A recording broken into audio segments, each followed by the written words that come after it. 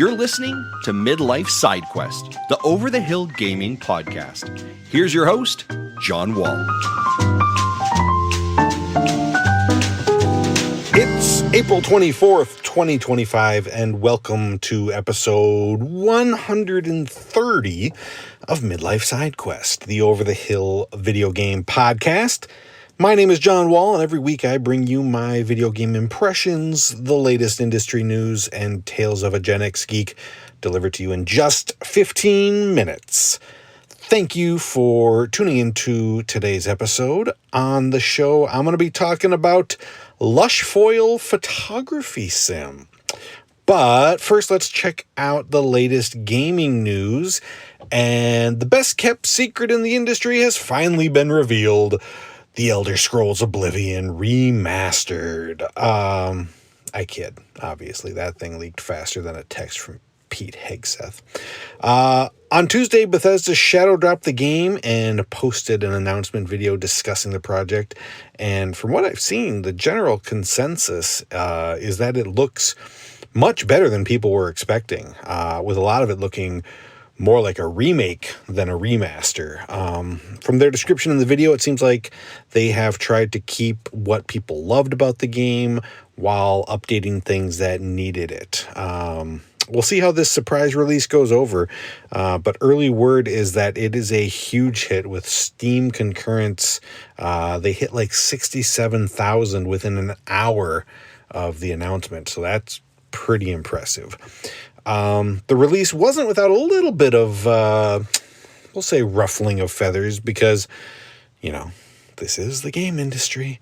Some people were telling, people not to buy the game due to the boycott that I spoke about last week, while others took issue with Microsoft surprise releasing a big RPG on Game Pass when they have a partnership deal with another RPG from a small developer releasing in the same week, Claire Obscura. And yeah, I get how that could be seen as kind of odd, but also I doubt that when they made that deal, they promised that they wouldn't be releasing any of their first-party titles anywhere near it. These release dates were worked out independently, and they just happened to land together. So either way, if you're an RPG fan, you are feasting.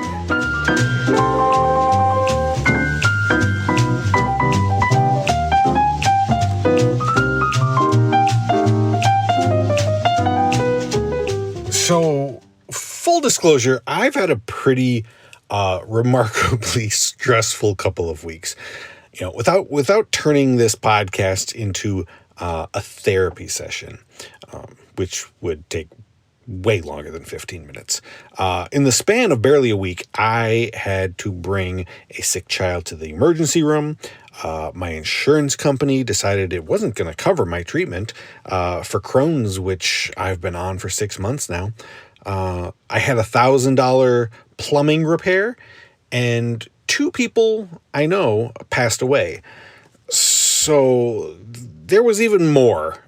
But if I tell you everything, you're just going to be depressed too. Needless to say, my mental health was taking a beating like Glass Joe.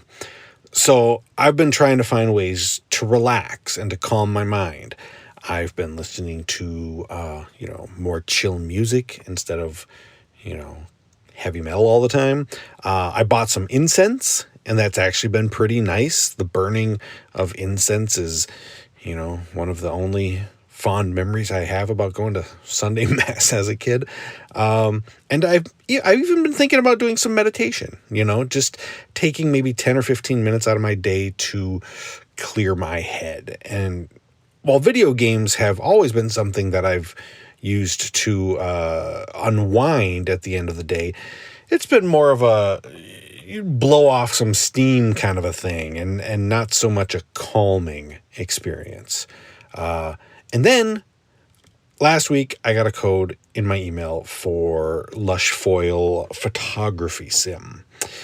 So this is from developer Matt Newell and Annapurna Interactive, and Lushfoil is like photo mode the game.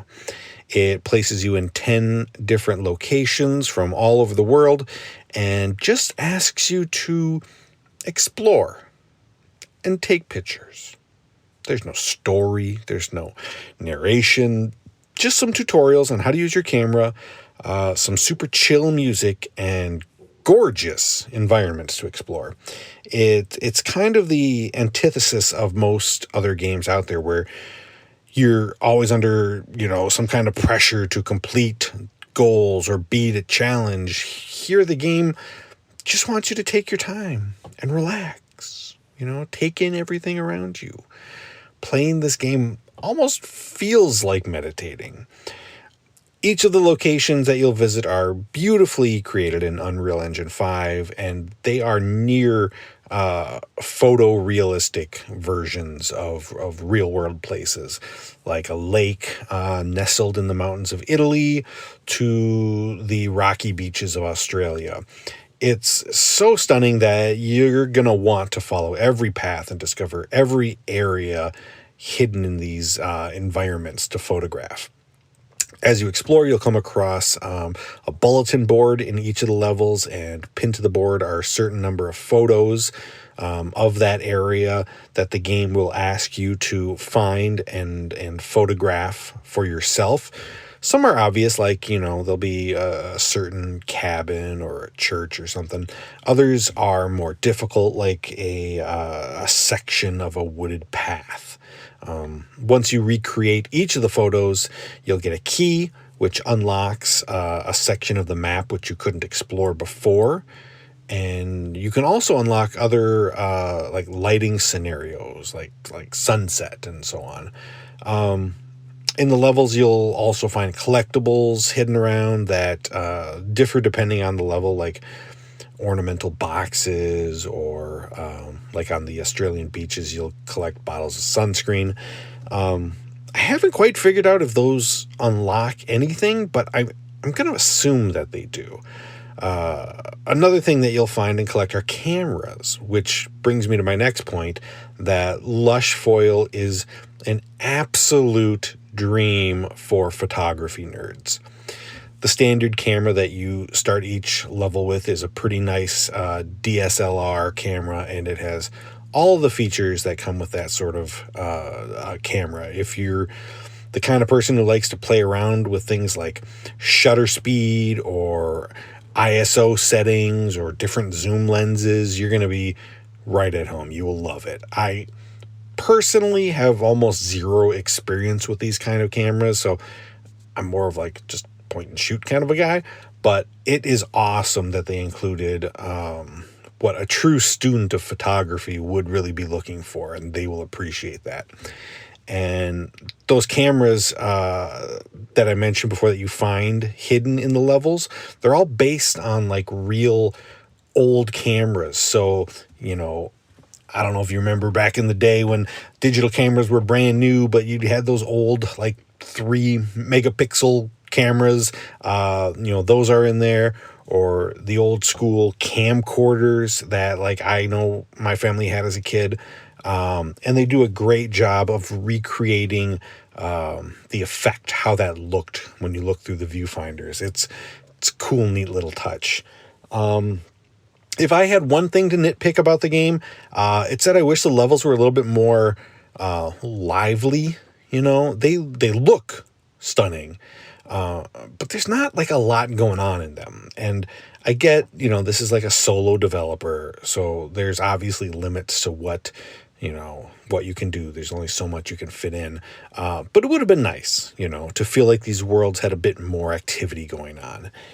You'll see, a bird or something here and there, but some more wildlife or even people walking around like in the distance would have helped. It's bizarre that it's so empty.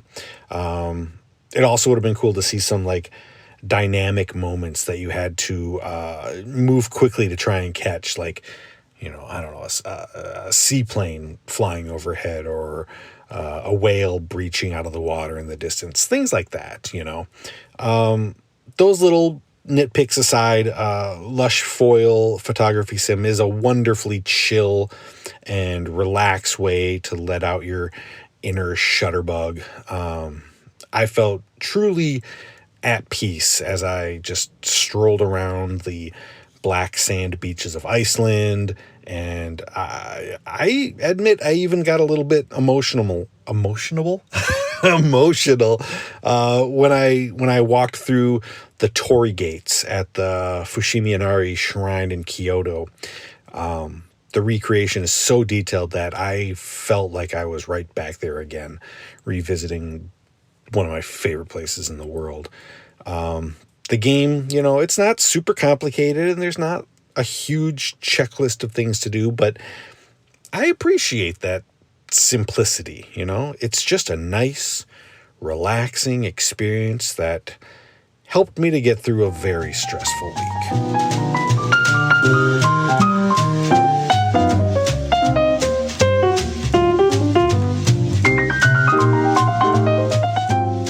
Those of you who have been listening to my podcast for a long time maybe remember the story I told about my daughter and the Girl Scout cookies. If you haven't, when she was younger and in the Scouts, her troop was selling cookies outside of a grocery store. My wife and I had dropped her off with the group, but we weren't there during the actual event. And later on, we got a call from the troop leader because she had been telling customers that she and the other girls were homeless and they needed to sell enough cookies in order to have a place to sleep that night. Needless to say, that didn't go over well. They weren't happy. It showed me, though, that my kid is a little bit of a schemer, always trying to pull one over. And that has been proven to be true in the years since. She's a teen now and a little more mature, but part of me still wonders if I made a big mistake by buying her the video game Schedule 1.